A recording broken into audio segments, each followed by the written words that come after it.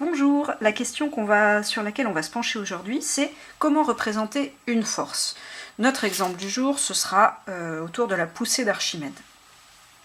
Alors une force, basiquement, sur un schéma, je la représente avec une flèche. Donc ici, je vais essayer de représenter quelle est la poussée d'Archimède qui me permet à mon bateau de rester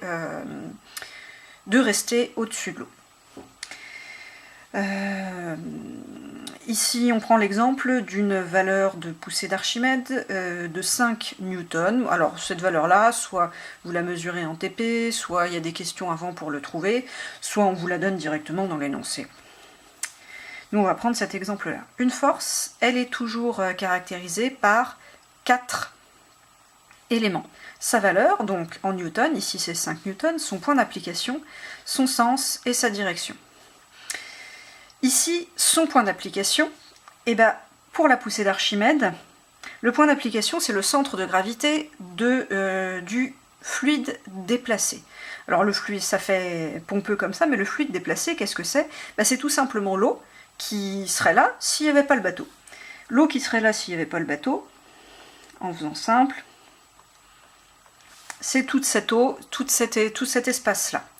Et le centre de gravité ici de cet espace-là, je fais un trait, je fais une croix pour trouver le milieu. Donc là, le point d'application de ma valeur, ce sera ça. Le sens, ici, le sens, je vous rappelle, c'est la droite d'application. La poussée d'Archimède, elle est sur la verticale. Et la direction, ce sera ici vers le haut, puisque la poussée d'Archimède, c'est ce qui permet à mon bateau de rester à flot. Donc l'idée, c'est que moi j'aimerais bien faire une flèche qui parte de là et vers le haut. Et la question, c'est quand même de se demander quelle va être la longueur de cette flèche. Alors souvent, pour représenter, on va vous donner une échelle. On va vous donner un exemple d'échelle ici. On va prendre 2 newtons, c'est l'énoncé qui vous donne ça, 2 newtons par centimètre. Donc là, la petite manip, ce sera de faire une règle de 3 pour savoir si 2 newtons vaut 1 cm, si 2 newtons sont représentés par 1 cm, en combien de centimètres je vais représenter 5 newtons. Moi, ce que je vous conseille, c'est de faire un produit en croix, ça va vite. Alors, 2 newtons,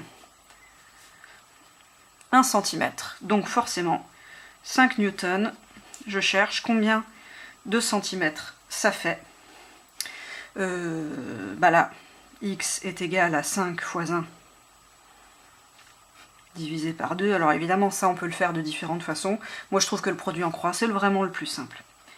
X est égal à 2,5 cm. Donc, je vais avoir une flèche de 2,5 cm de haut qui va partir de l'intersection ici et qui va aller vers le haut. Et c'est parti.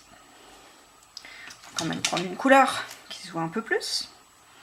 Là, je pars d'ici, 2,5 cm. Hop. Voilà, j'ai représenté ma poussée d'Archimède. Cette flèche-là, je vais quand même lui donner un nom. On a dit que la poussée d'Archimède, je l'avais appelée P ici, donc j'explique que c'est P. Et comme c'est une force, je mets une petite flèche dessus pour dire que c'est un vecteur. Voilà, j'ai représenté la poussée d'Archimède, et la méthode va être exactement la même pour n'importe quelle force.